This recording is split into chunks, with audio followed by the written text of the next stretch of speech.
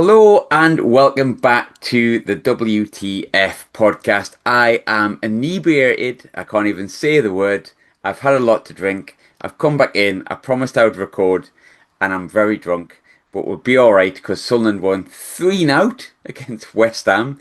And to join us to talk about Sunderland beating West Ham 3-0 is Peter Oliver, first and foremost. Peter, you all right? I am absolutely great, Graham. How are you? You all right? Have you got something that's not booze to drink in front of you? It's water, but some guy It's said to me today, can you keep mm, Peter under control because he keeps wankering on? yeah. Stranger No, man. no. That's very true, and he's right. No, I'm good, really good. It's great, fantastic. What could not be good about today? It's a great result. 3-0, as you keep saying. By the way, he didn't say wankering on. He said wobbling on. I don't know why he Yeah, said yeah. I wankering mean, on. wankering, wobbling. I've been wankering and wobbling for as long as I've been walking, basically.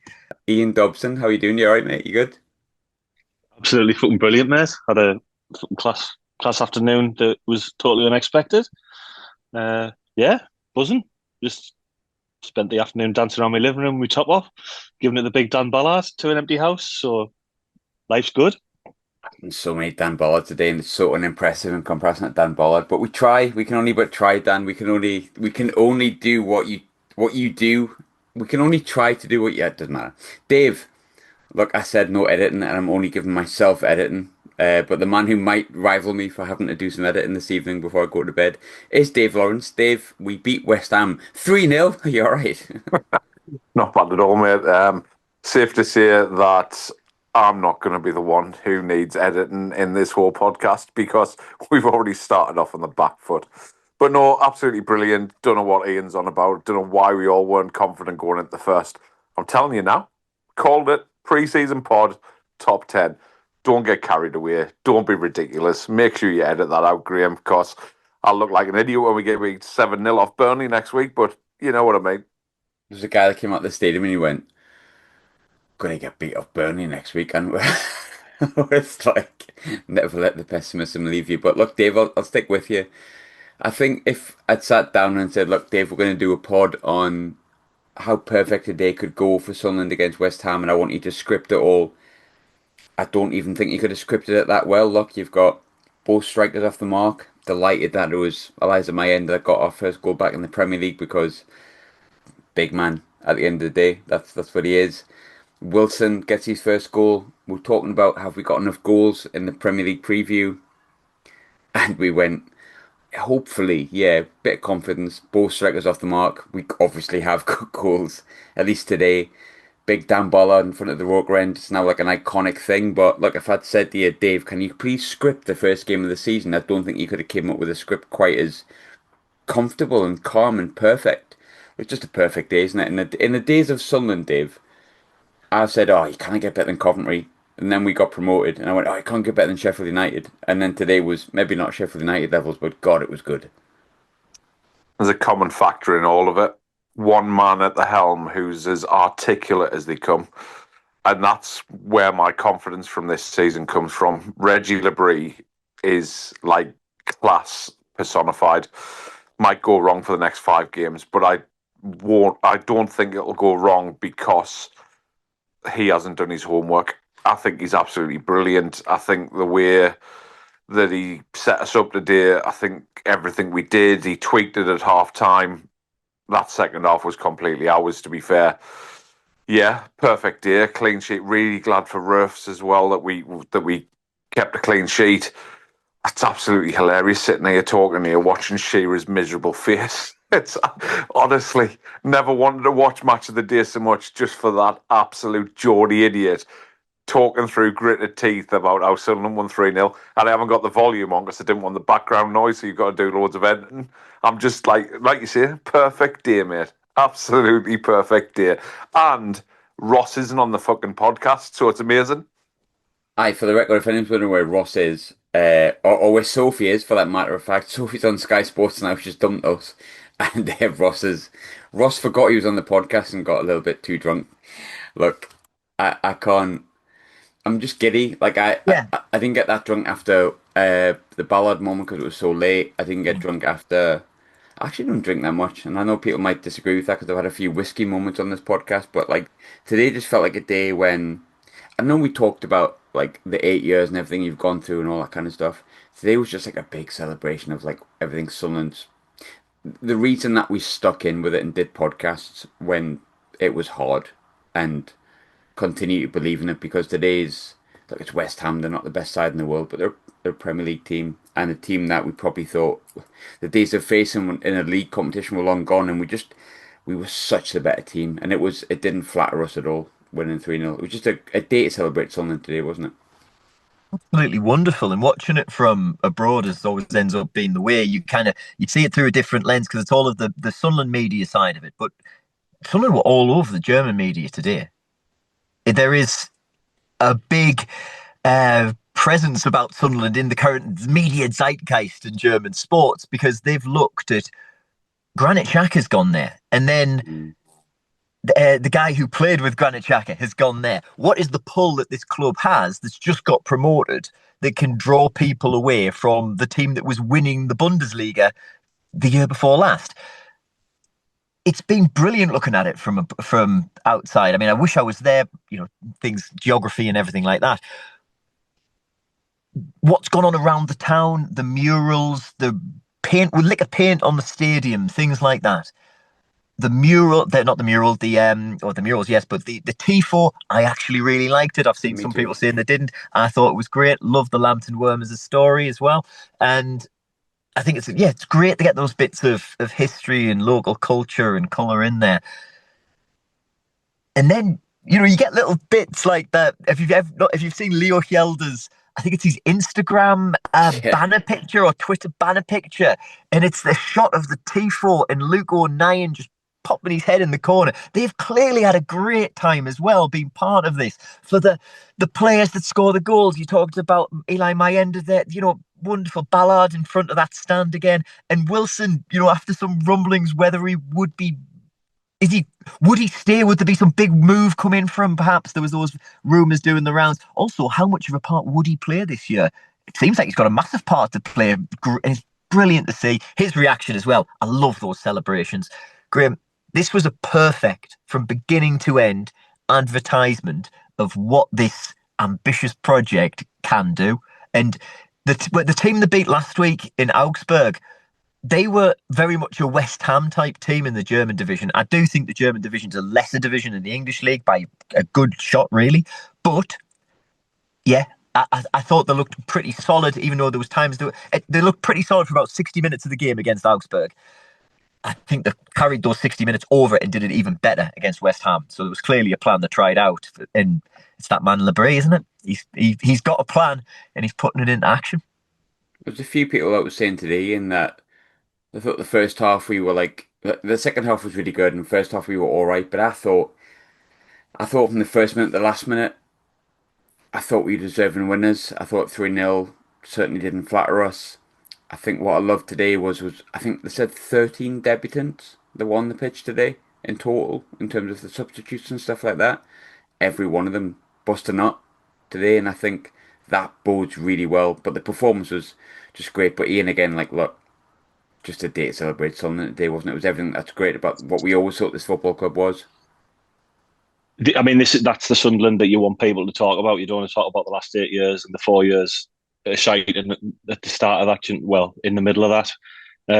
I thought first half we started really well, had that really good chance through Diarra, and then we were struggling a bit to come to terms with the speed they were moving the ball for a portion of the first half. Got back into it a little bit, but then Regis does it all the time. You look back to last season, and there was tweaks at halftime in the playoff final. Borough away, Swansea away, and I was like, it's not that I wasn't worried. It was just I'm calm about it because I know that he's got a little bit in him. If it was Tony Mowbray, you'd kind of go, well, we've played that way in the first half. This is exactly how we're going to do the same thing in the second. But Regis he can just make little tweaks, and I thought second half we were brilliant. Like really, like it's a special day after so long. I mean, people are looking and laugh and say it's only a win in the Premier League, but after the last 8 years, it just and in this part of the country as well, it just means a little bit more football. Do you know what I mean? It's just that's what we got to work for. Yeah, I feel like it's easy to say and it's quite cliche, but I feel like when I was at Accrington and the game got called off because it was peeing down with rain, and when I was drying myself off in the subway in Blackburn because I was like soaking wet, and when I went back to Accrington in the Carabao Cup or whatever it was called at that point to see us win 3-1, when I went to Gillingham seeing us lose 1-0, and I know it's cliche as hell, but it's because I always held that hope that a day like today would be a thing. But when it comes to realization, it does feel amazing. It is really nice, and look, it's one game, but sometimes football's just about days, and I feel like I've had days, days and days and days over the past couple of months. But I'll stick with you, Ian. Look, I feel like we're talking about on the train back, like who's best player, who stood out, and I felt like we were having like a good 15-minute conversation about every player. So we're not going to be able to get every player involved in this conversation. But if you were to pick one person out just for a bit of praise, and I think all of them, subs included, deserves a bit of praise today. But if you were to pick one person out that really stood out for you, who would it be? I think carrying on from the playoffs, Dan Ballard was just an absolute colossus again today. I mentioned in the preview, the Premier League preview one, that I was expecting a bit of a battle between him and Fulkrug, but I don't think Fulkrug really got much of a sniff. A little bit of a clever touch to get Diouf in, and then Ballard obviously played it off the line, which was a sensational block, by the way. He just, even towards the end, 3-0 up and dropping the ball at the edge of the box, and he was just flinging himself at it. It's just it's just commitment, and that's everything that you want. If you come and you give 100%, we'll remember you. But if you sort of half-arse it through games, no one will give a shit when you're not around anymore. But Dan Ballard's just 100% of the time. He just puts himself and his body in danger, which is probably why he gets injured a lot. But Dan Ballard with a little mention for Siddiqui, who has just run past my house because he's not stopped all day. I thought Siddiqui was absolutely class today. I think first half I was like Diarra. I was really impressed with Diarra today. I was like, that's a level up. I thought Xhaka was outstanding, and I don't think he'll get the plaudits today because he kind of did the non-flashy stuff. He just literally sat in the middle, but there was points like because he was playing in a Sunderland shirt. There was part of me that was like, I just want to watch Granit Xhaka in his Sunderland shirt, and I was watching it, and there was points where I think we got the first goal and everyone's going mental, like the whole stadium's going nuts, and he's like basically issuing orders, not in the kind of like pointing finger way, like he was basically organising people for what West Ham were going to give to us. And there was also a point when he got the ball and I think he could have potentially played it forward, but it wasn't really on, if we're honest. And I think we were 2-0 up at this point. And he cut in, passed to the side, we kept the ball, we calmed it down. But immediately as he passed it, he kind of like waved his arm to be like, just calm it down. Just calm it down. And I felt like from minute 1 to minute 90, even though it wasn't a flashy performance, Xhaka completely controlled it.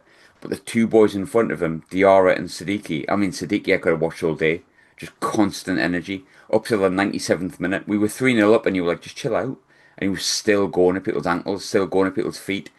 And I just think that kind of on-pitch persona, which sounds a bit Lee Johnson, if I'm honest, is something that we can get on board with really well. But like Pete, I'll come to you with this. Look, there's many players we could pick out. I think Ballard's a great shout. Siddiqui's a great shout.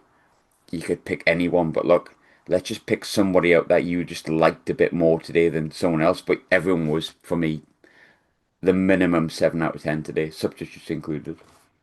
Yeah, absolutely. On the Siddiqui's one, just before I get to my thing, not to be wanking and wangering or whatever it is anymore, but it's I was surprised that he's 20 years old. The performances that I've seen him put in are so intelligent because it isn't when he's that snappy player that his job is to just bite their ankles and break it up, win the ball back, and then start the move. You can't do that for 97 minutes if you're chasing and running about like a mad dog, just chasing every ball. There's a thought, there's a position sense from him. I'm absolutely blown away with what I've seen from that kid, considering I knew absolutely nothing about him, like I think most of us really, before he signed. Incredibly impressed with him. But if you asked us to say who was I also very, very impressed with and who I wanted to see, do you know what? Eli Mayenda. That's the way to do it. Didn't do much, but what you do, that's what he's there for. Original Ronaldo used to touch the ball about three times in a game, but it would be those highlight reels you see, and that's why he was it El Phenom. But I mean, Mayenda's still not original Ronaldo level yet, but I love that boy. I thought he was class today. Love the celebrations, love everything about him. I think he was brilliant. Yeah, absolute. And that header is deft. That is beautiful. Very good header, and I think, look, ideally here I would like to see us score our first goal back in the Premier League. By the way, it's really hard to do a podcast when you're this level of smashed. I'm really sorry. But I'm absolutely smashed. Oh, Um, great. But by the way, I did want to ask. I mean, this doesn't have to turn into an intervention about you DMing Wilson all the time. Well, since you put that out on X. he hasn't replied. I'm not surprised. He's probably busy, mate. He might get back to you. Do you know what? After the pod, you'll go and you'll get yourself all tucked up in bed, and before you go, you'll have a little look, and there'll be a message from him. I promise. He has replied before, quite often, to be fair, but let's not brag. He, but I felt like there's so many players that had good performances today. But I felt like Mayenda getting the first goal back in the Premier League, as much as I would kind of like it to have been a Dan Neil or like a local boy or 09 if he was playing that kind of thing. The fact that it was Mayenda just seemed to take the roof off a bit further because it's like we've really taken him on board. And look, we've taken most of them on board, but Mayenda's like the cult hero right now, isn't he? But the funny, well, full house shouting, "Oi, big Big man, man, what's your your name?" name. It's brilliant. I love it, man. It's class. And yeah, absolutely. I mean, I still love the little interviews and things where people, because as a journalist in my day job as well, and you go, God, what have you asked that question for? When it's obviously they go, oh, so why did you do that iconic celebration? He's like, well, I like wrestling. I'm 18 years old. What do you want from me? I like wrestling. I'm a huge fan of him. Huge fan of Bear. Huge fan of the way he plays football.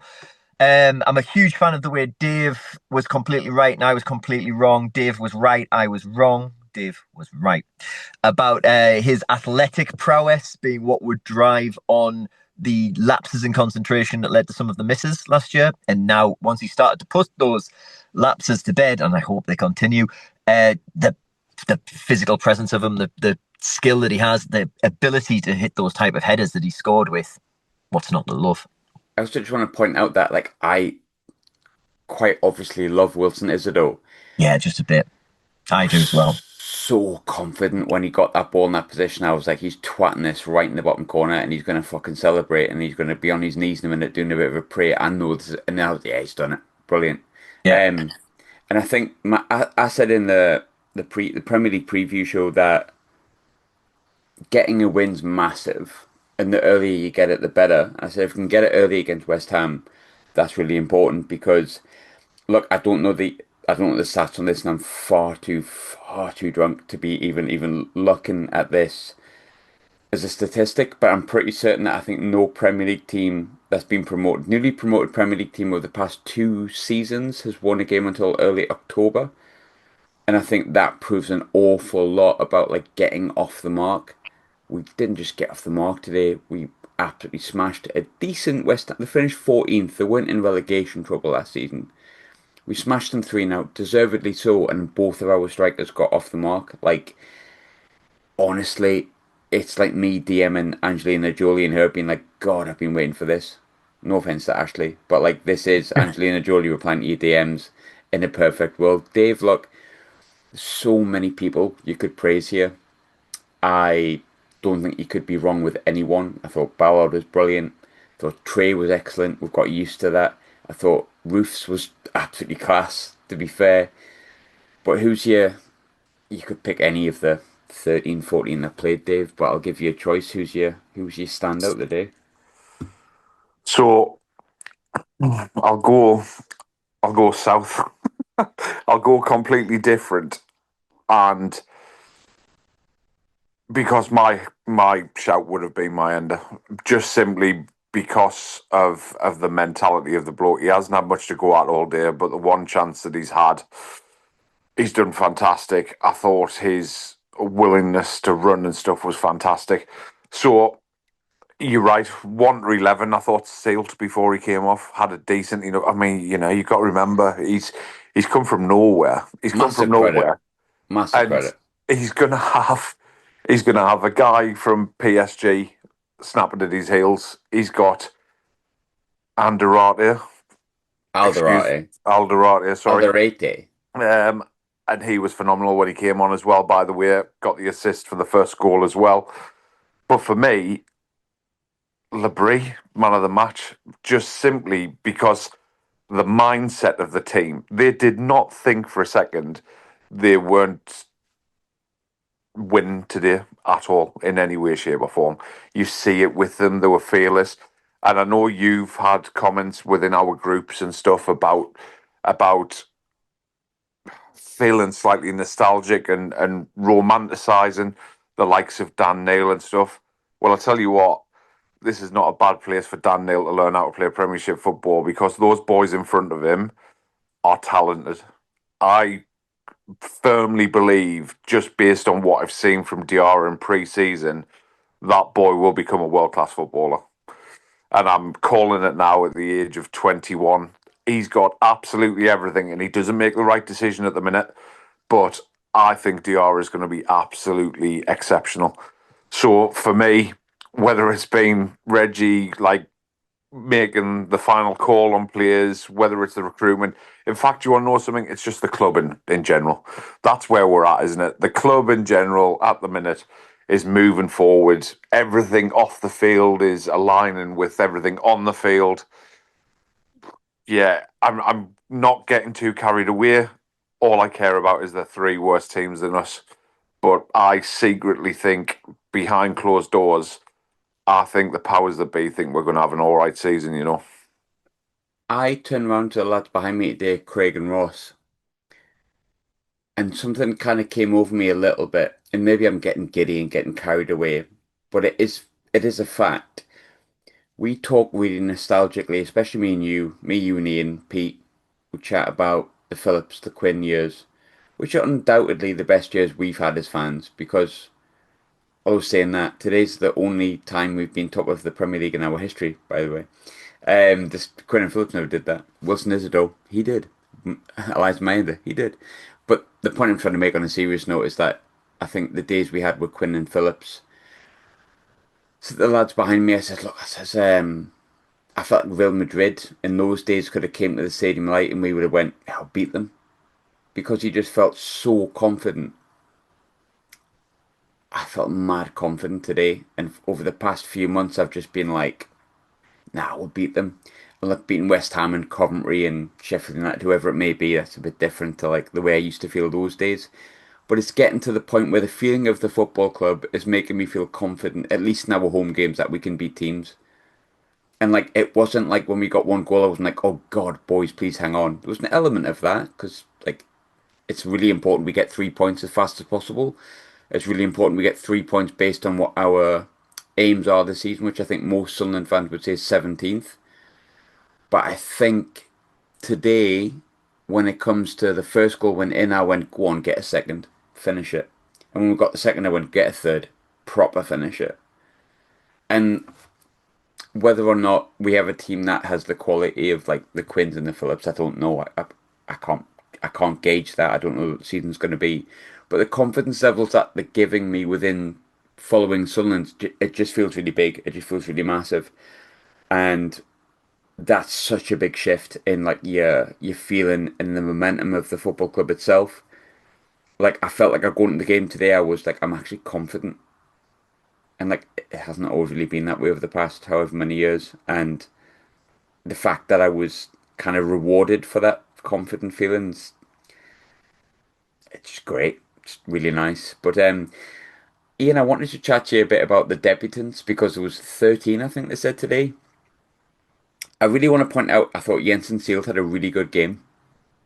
And I was panicked about Jensen Seelt playing because he's been out for 18 months.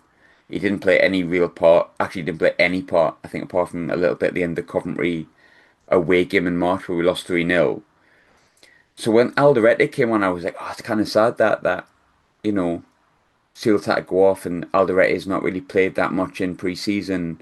Is he going to be all right? And then he did like a Cruyff turn or something like with his first touch. And I was like, all right, he's fine. But I think we've talked about a few of the debutants, but Alderete was really good when he came on in, wasn't he? Played really, really well.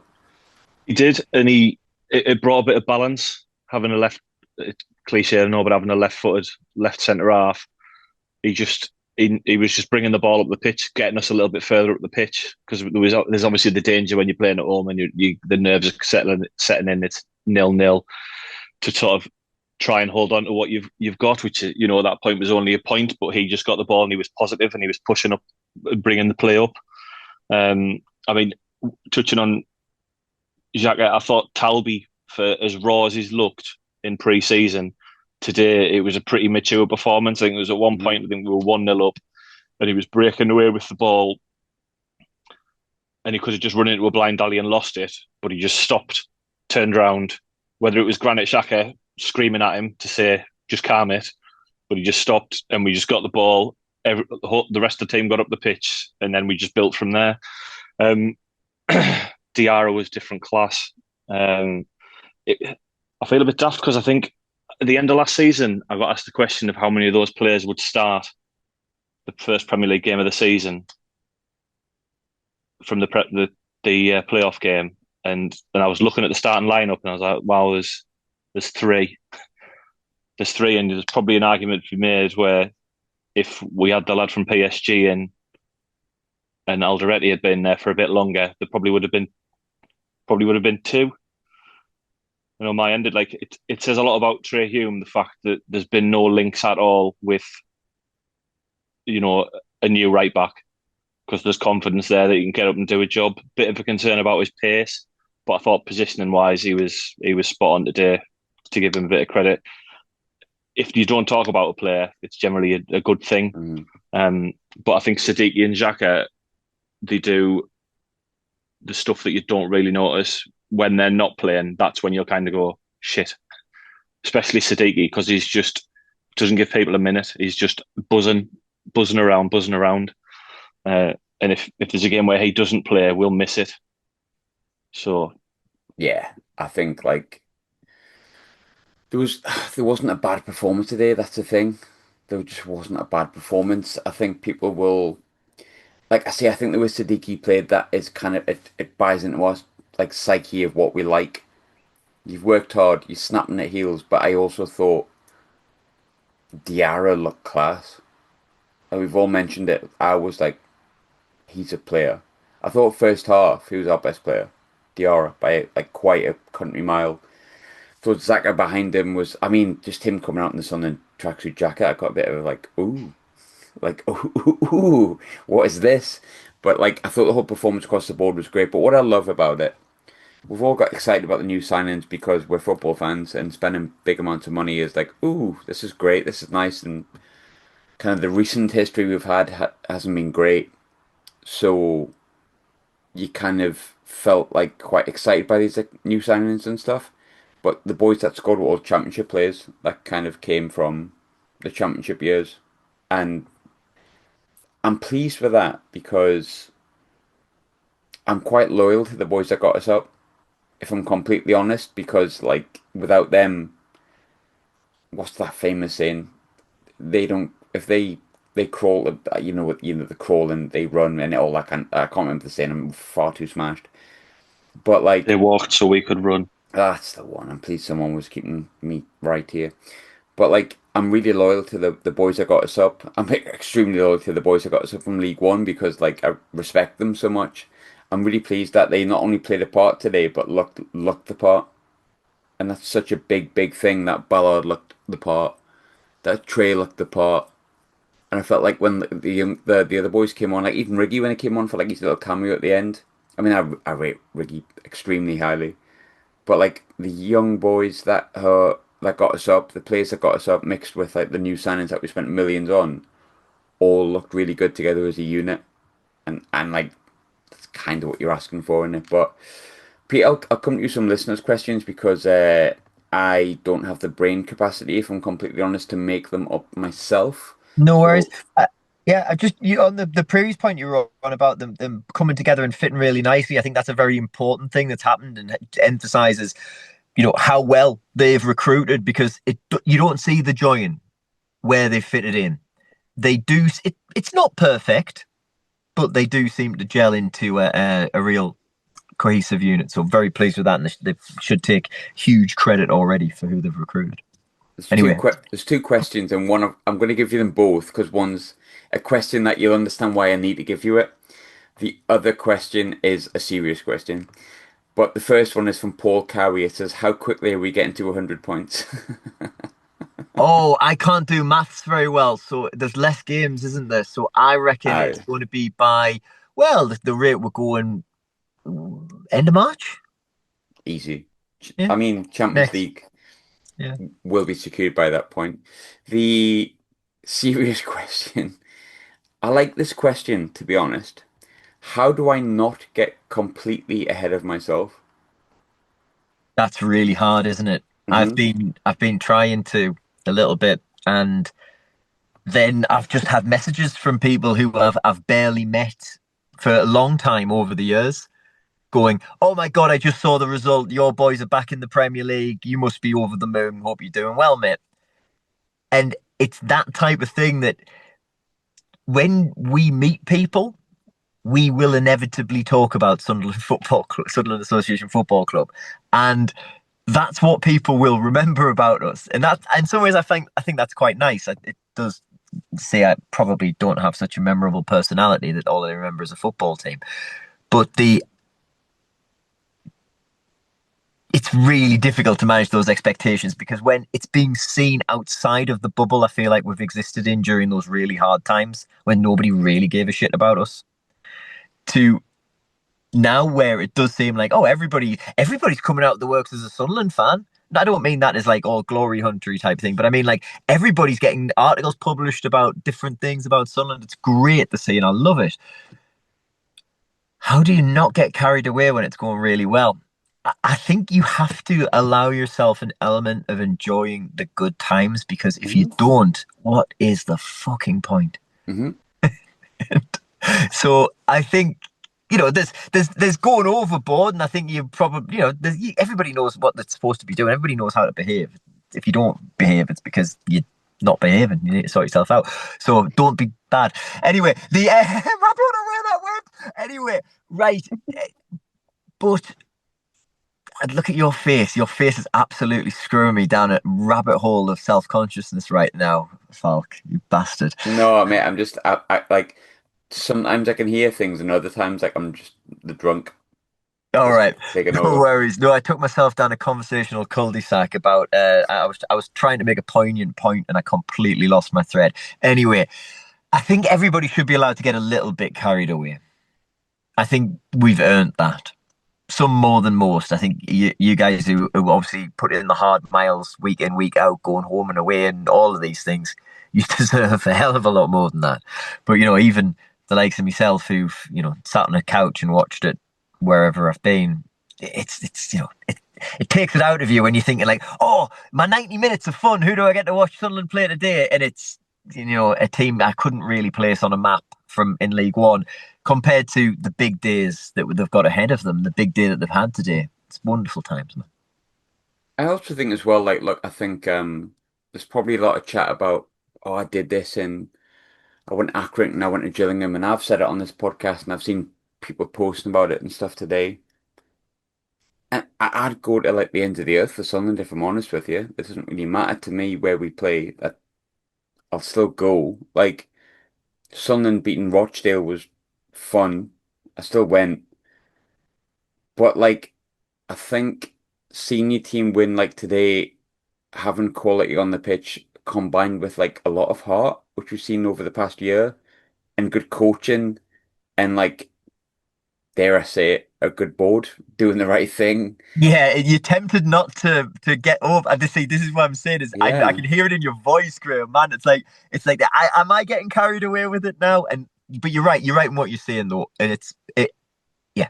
I let myself get annoyed and upset at the bad times. So like, why can't I just go? Yeah, I think we might win the league actually. Because like I've had a few whiskies, like I've had a few pints, and it's really not been this good most of the time for Sunderland. And do I think it's going to be a really difficult season? Yeah, I do.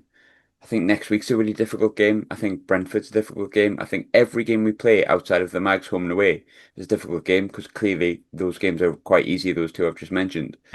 But I think no, I do think I'd follow Sunderland no matter where they played or no matter what division they were in. It wouldn't bother me too much. My fandom's not about success. It never has been. But I think when you see your team functioning and they're all wanting the ball and they're all wanting to play well and they're all geeing up their fans and they're all patting the badge, that's kind of why I go. And today was like we achieved a big win in a league we haven't been in for 8 years when I thought there was 12, 13, 14 quality players on the pitch that all give a fuck.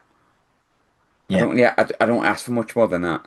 Yeah, I've seen I mean, I've seen plenty of ridiculous things said about Sunderland's recruitment over this window, but one of the ones is they're like, they're all mercenaries going there for the money. They've clearly got money. They're paying them all this thing. I'm like, because that's the voice they have. You know, it's the voice they have. And That's Jermaine Pennant.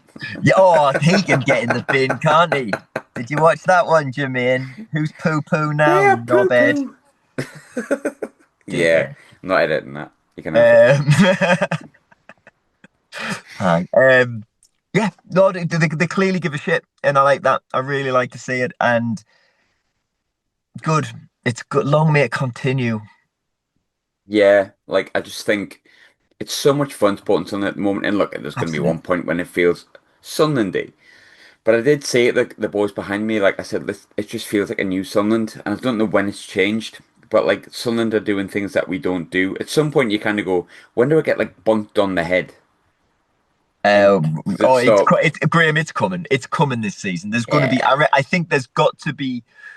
Yeah, there's a nasty sting in the tail of this Premier League, I think, and yeah, we'll probably be on the receiving end of a shellacking in one game. At one game, hopefully no more than that. But yeah, there's some rough games coming up, man. but the You wonderful look at that fixture list, it's But the wonderful thing, people, at Sunderland is I think, well, very realistic. Like, I remember the Keane years, which were great. The Keane years were great. The first season was difficult and we stayed up. We got whacked 7-1 at Everton, and I think we all just kind of went, oh, well. But, like, it just feels a bit more like the Sunderland that I know, which isn't based on success. It's based on cliches, if it may be, like players caring about wearing the shirt and being a little bit talented. It's kind of back where it should be, and that I'm happy with that. But Dave, I'll come to you with the listeners' question. There's not been loads, but and the ones that are there are clearly as inebriated as I am. I said the word right this time, but I feel like this is probably a good question for you, and I feel it's a bit uncouth, but I'm gonna go for it. I've had enough to go for it. It's from another random Frenchman. Is that he? He asked if you have any advice on what to do if an erection lasts more than 4 hours. Roll with it. Just keep going. It's as simple as that. consider Never the asked pole it. vault. I should never asked it, mate. I'll move. I'll move. Um, we touched on it a bit before. Oh God, my voice is broke there. Sound like Frankie after Ballard scored. Finally, Um, 38 years and your voice is finally broke. I know, thank God. Um, we touched on it before, but how impressed were you with Sealt? He said it was an unfortunate bump that he took, but I do want to pinpoint that I thought he'll not get the plaudits today, but I thought I thought he did well. Pretty composed, really, from coming from Yeah. from nowhere, really, innit? It's Hmm. you can't ask for much more. Fair play to recruitment for seeing something in him. I mean, he's a unit. He is an absolute unit, by the way. Big boy.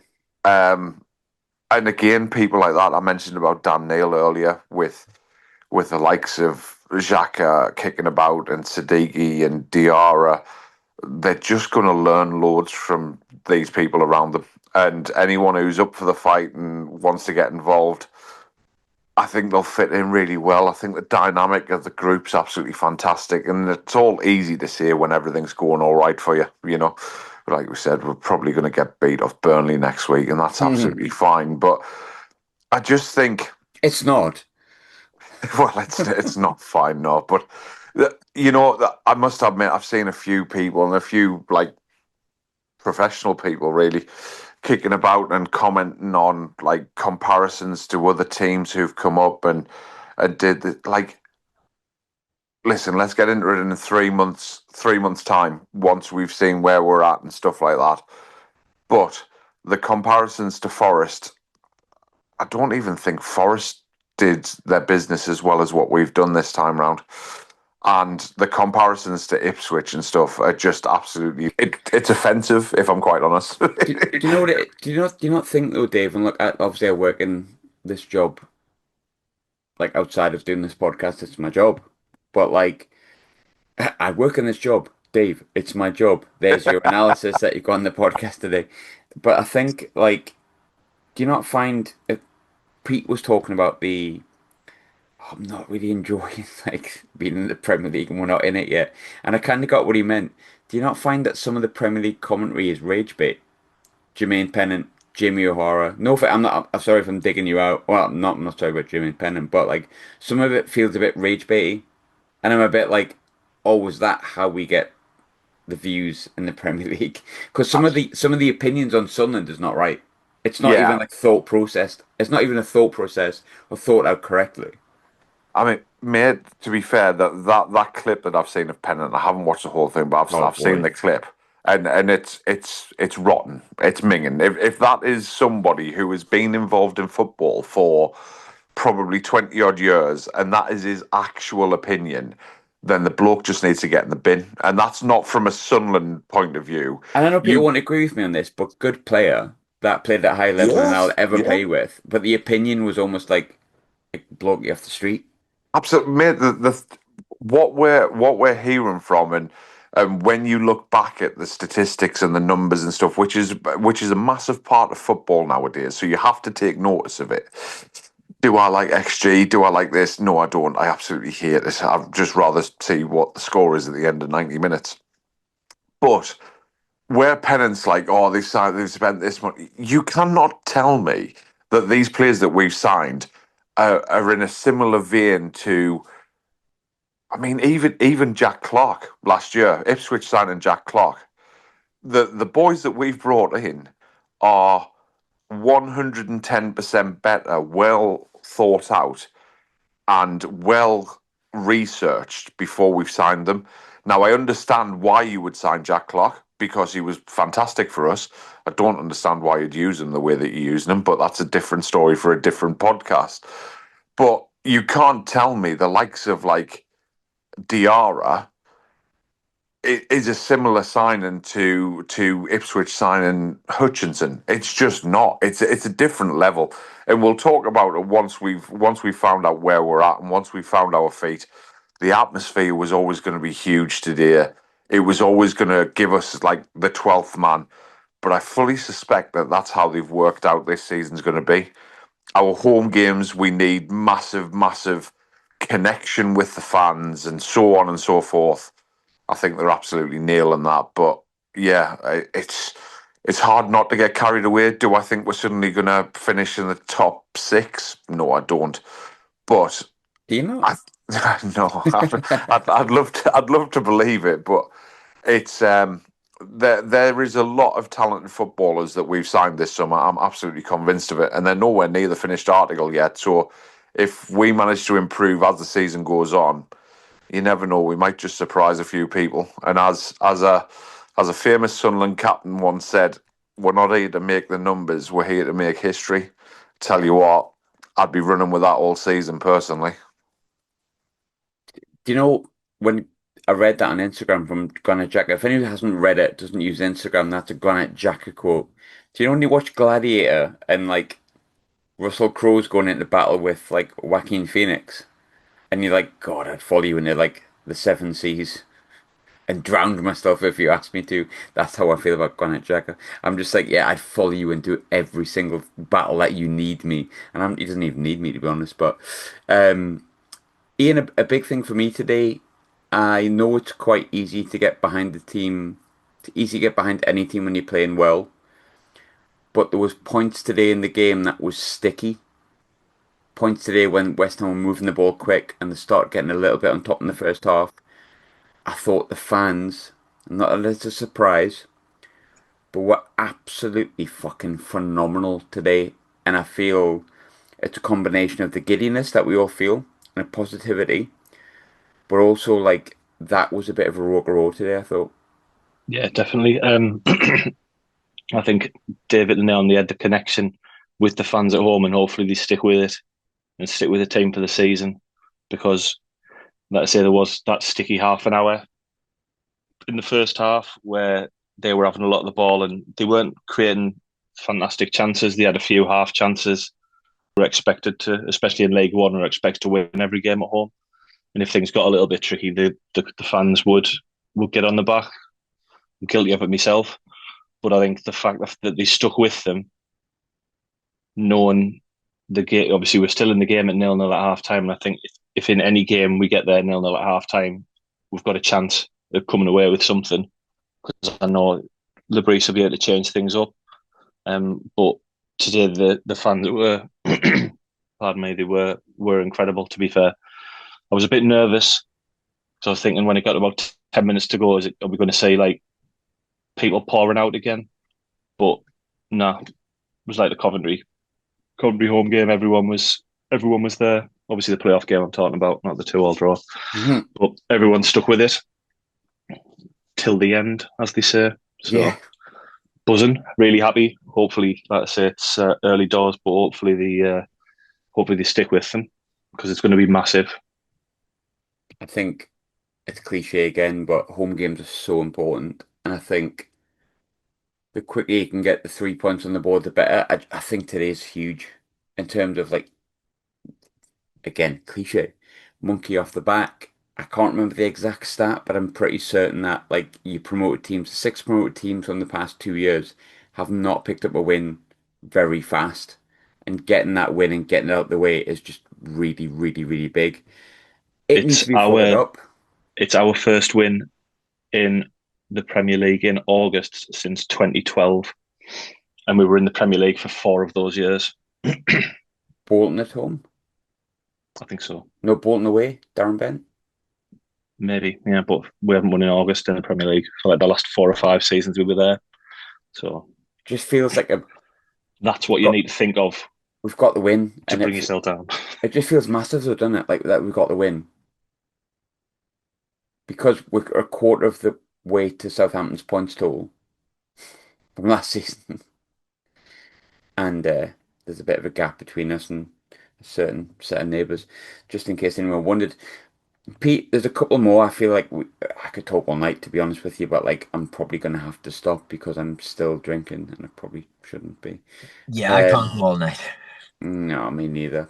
I mean, I could go all night drinking. I'm not going to go all night podcasting. A couple more listeners' questions to see what we've got. What's the best stuff? I like this one. How does Reggie Slabreese keep his midfielders happy and involved? Because obviously we didn't see Enzo today, who I thought had a good cameo when he came on. I mean, I rate Enzo as highly as I rate any player in the red and white shirt, but it's interesting because Dan Neil didn't even come off the bench today. No Roberts today, and I'm not saying they should have came off the bench, but there's players in there that will probably feel happy that we've won today, but a bit sad they weren't involved. Oh, understandably, and exactly, they Yeah. will be upset about it. Not everybody can play every game, and not everybody will play every game. I fully expect that they didn't just go, oh no, sacre bleu. Somehow we've accidentally signed a whole bunch of midfielders. Why am I? It's not a why am I saying Zlatan, but it's Zlatan. I haven't even had a drink.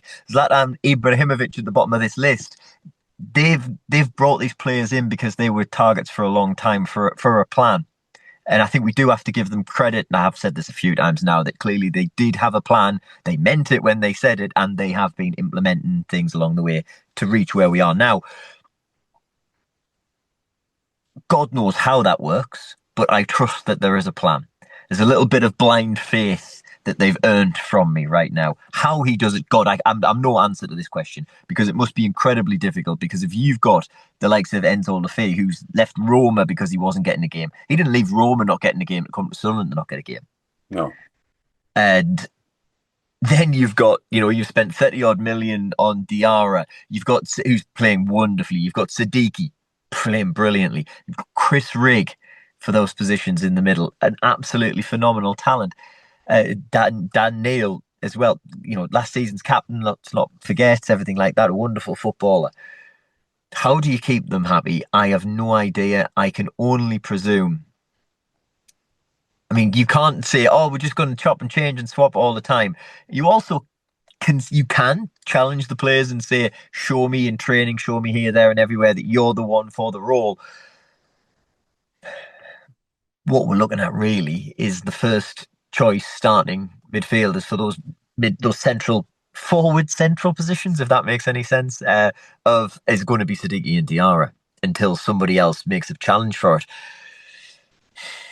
I think that might be the big problem we do face this year, is somebody not being happy and trying to force a move or something, or it's creating some unsettlement. But I'd rather not focus on that tonight, if I'm honest, because, as I said, I want to get a little carried away about some things. I want to dream a little bit about potentially, finishing in a European qualification place, or even a good run in a cup that allows us to get there. But I do see that as a big potential problem on the horizon this season, is some players are going to get unhappy because they're not playing. Yeah, and we talked about having a good squad as well. Yeah, There's also yeah. that. It's a good squad. And I mean, and it's a great problem to have. They are fantastic players. You do need a massive, go through those cliches again. Oh, you need a big squad. They need 2 teams at least and all of that to be able to play in all of the competitions. I still think somebody's going to get pissed off. I think Sunderland are a club that everyone wants to be part of at the moment, so I can kind of get that. But no, fine. Look, Dave, Burnley next week. I think on paper, I said this today. You look at Burnley as your one of the easiest games, home or away, so technically your second easiest game. But Burnley, prior to today, would have probably looked at us as exactly the same. But it's a chance, and one of the questions was, can we get 9 points in the first 3 games? Of course we can. But there's also a reason to believe we could get just the 3. But let's concentrate on the one first and foremost next week. Burnley away next week. Because of how good we've been today, does that make next week easier or more difficult? Probably more difficult, and to go into the tactics of it will be a completely different game, because I can't imagine us sitting off like we have today and playing such a low block. So therefore, do we have to force the issue a little bit more? Are we going to be on the front foot a little bit more? I don't really care, because Reggie will have his homework done, and I just have full faith in him. And it's been quite some time since I had full faith in a football manager at this football club. Allardyce, maybe, but like 110% fully, Peter Reid. Like, Peter Reid was probably the last one that I fully kind of just thought, this guy can walk on water like God. And that's where I'm at with Labrie at the minute. So yes, I think more difficult. We're there to be shot at. But do I look around that squad? Do I look at their personas, their personalities, their body language, and think, have we actually got something a little bit special here? I think we lack in depth, and I understand why they still want that kind of versatile winger and another centre half and whatever 3 positions he was looking for. Obviously, one of them's coming in. But I just get the feeling with the mentality and stuff, we've actually got by Sunderland standards, quite a special group. So I'm really intrigued by next week. I'm not getting carried away by today, but different challenge. Do I think we should be sitting there this week and doing our prep work and thinking 3 points? I'd be gutted after today if we weren't. Well, I think we said it before in the preview show. There's no such thing as an easy game in the Premier League. I completely attest to that. Ian, I've got one more for you. Have I done all right? Because I'm really drunk. Is that the question? Yeah. Yeah, you've done all right, mate. You've Cool. been flexing like Dan Ballard for 90% of the podcast anyway, so it's been good, mate. That's why we You've don't done do right. video. I'm proud of you. Thanks. I just thought I'd ask a new guy because I feel like you'd be the most likely to tell me I did all right. Um, Pete, one word to describe the day. Because epoch beginning was what came to my mind, which isn't very good. So that's why. So I don't know why I said it, but oh man, I've got no words. The brain is broken. The joy is overwhelming me too much.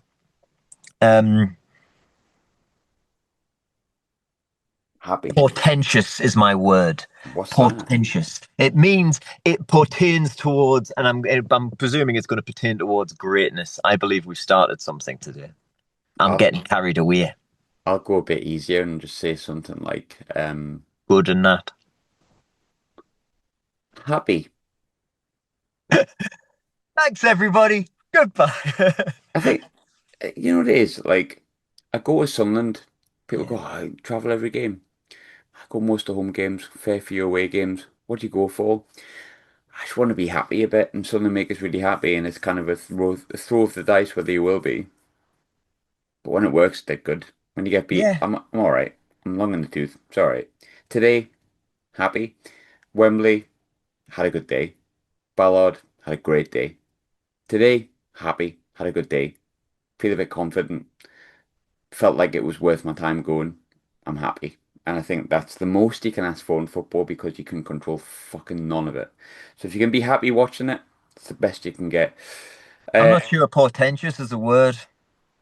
who gives a shit? Like, my word could have been whiskey, and that would have probably made as much sense, but also complete sense at the same time. Dave, I'll give you the one word treatment. Emphatic. Mm. Yeah, good word. Ian, you've had longer to think about it. Have you made your notes? I didn't make any notes Oh in no. the 25 seconds since the question was asked, but reassured is how I feel about Oh. it because I think, although I was ridiculously confident in the preview and I said we'd be fine by the last day of the season, just the psychological thing of being 25% of the way to Southampton's points total, which is the lowest of low bars. It's like I just feel like we've competed against a pretty decent Premier League team today and made them look a bit average for 45 minutes Mhm. to an hour. Do you know what I mean? So I'm reassured that I can trust what's happening there, where I Yeah. can't say I'd have been like that in years previous, you know? No, I like that. I like reassured. I'd actually agree with that. I felt today like, oh, hang on a minute. This might not be the 15 or 19 point season. We're going to make a fist of this because the boys give a shit. And we've got a bit of quality in the team. But I'm delighted. I don't know whether we've done a good job. I hope you've enjoyed it, everyone listening. Like, I know I say dislike and subscribe, and I mean that sincerely, and I'll continue to feel that way. But hope you've enjoyed it because what a fucking great day. And whether this goes shit afterwards, and whether this is looked back on and laughed at, we had a good day. Who gives a fuck? So yeah, I'm gonna go have a tuna sandwich because I need to eat some food because otherwise I'm gonna have a really bad morning and it's gonna be in contrast to a good day. But Pete, Ian, Dave, Sophie, Ross, missing Ross, I hope you've all had a great day, and I hope everyone listening's had a really, really good day. And if you haven't, you need to be questioning why you haven't. Thanks very much. Absolute pleasure. Thanks, everybody. It is good. It's good.